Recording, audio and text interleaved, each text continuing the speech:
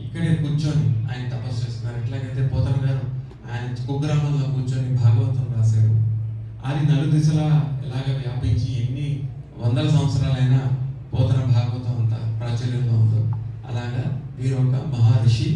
ఆ మహర్షి చేస్తున్న గొప్ప తపస్సు. అప్పుడు అనిపించినప్పుడు నాకు వారిలో ఎంతో దయ ఉన్నది.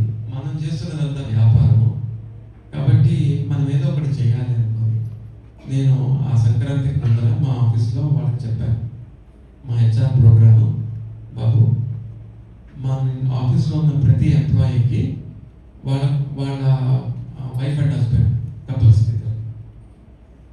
పర్ పర్సన్ 25,000 రూపాయలు మనము ప్లస్ 15 రోజుల స్పెషల్ లీవ్. ప్రతి సంవత్సరం 15 రోజుల స్పెషల్ లీవ్ పర్ పర్సన్ అంటే 50,000 కుటుంబానికి మనిషికి 50,000 మనం ఇస్తాము. మీరు వెళ్ళి ఇక్కడ జాయిన్ అవ్వండి సంవత్సరానికి ఒకసారి. అయితే రాజుగారికి ఈ విషయాలు ఏమి తెలియవు. ఏదో సందర్భంలో ఆయన కలిసినప్పుడు నాతో పాటు ఉన్న మా కొలీగ్ని చూపించాను. ఆయన అన్నాడు, మీ భవిష్యత్తు నా భవిష్యత్తు ఈయన చేతుల్లో ఉందండి. ఏమండి అన్న అంటే ఇప్పుడు బాగానే ఉందండి, 2 నెలల తర్వాత ఆయన మళ్ళీ 100కు వస్తే మిమ్మల్ని నన్ను తిడతారన్నారు. కాబట్టి ఈయన కంటిన్యూ అయ్యి ఇంకా తగ్గి ఇంకా ఆరోగ్యంగా ఉన్నప్పుడు అందరూ నమ్ముతారు. నా ప్రాబ్లం ఇదే, ఇక్కడికి వస్తారు, నయం అవుతారు, మారరు, మళ్ళీ వెనక్కి వెళ్ళి మళ్ళీ అవుతారు. సో అట్లాగా మా ఆఫీస్లో మేము తీసుకున్న ఈ ఒక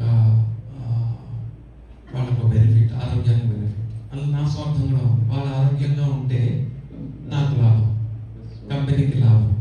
అందరూ ఆరోగ్యమే మహాభాగ్యం అంటారు కదా, అందుకని మేము మా కంపెనీ తరఫు నుంచి ఆ ఒక ఇనిషియేటివ్ తీసుకొని అందరికీ చక్కగా అందాలి ఆరోగ్యం అని అనుకున్నప్పుడు వారి దయ ముందు మనం చేస్తున్నది చాలా చిన్నది, చాలా చిన్నది. వారికి ఉన్నటువంటి అపారమైన